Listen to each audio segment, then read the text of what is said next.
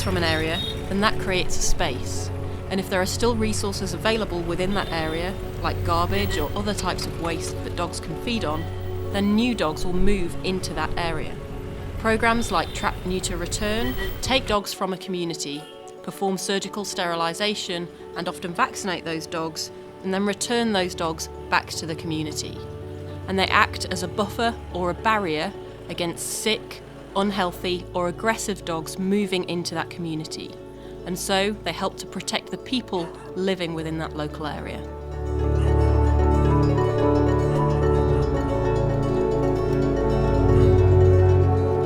The challenges faced by dogs on the street are numerous. They need to be able to find somewhere safe, comfortable and warm to sleep at night. They need to be able to find food and water, and they also need to be able to avoid human conflict and inter-dog aggression. If they have a skin disease or have difficulty giving birth, or get injured by being attacked by a dog or another animal, hit by a car, beaten by a human who is less tolerant of dogs living on the street, then they are in big trouble, as no veterinary attention will be given to them.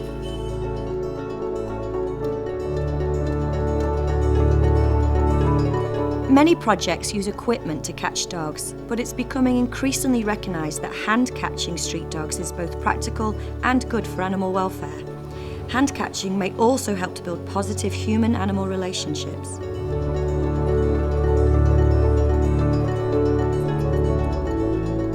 So now our equipment is biscuit.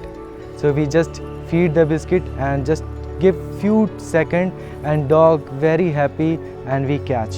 It's very easy.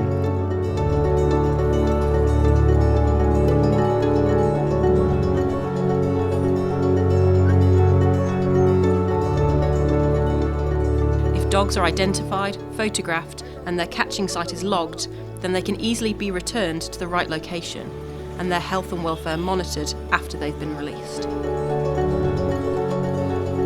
Transport can be problematic if projects are focused only on neutering large numbers of dogs. Overcrowding in transport can lead to injury, distress and hyperthermia, so it's important to balance numbers of dogs against individual welfare. It's important for animal birth control programs to meet their targets.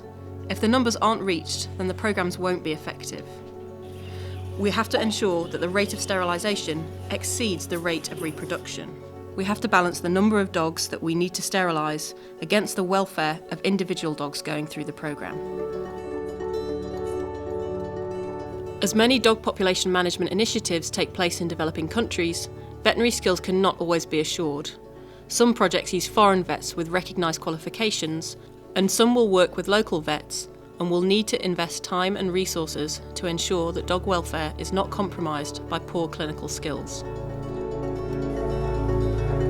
It's important that dogs are confined for long enough after surgery to ensure that their pain is controlled and that they have recovered enough to be able to find food and water when they are released back on the streets.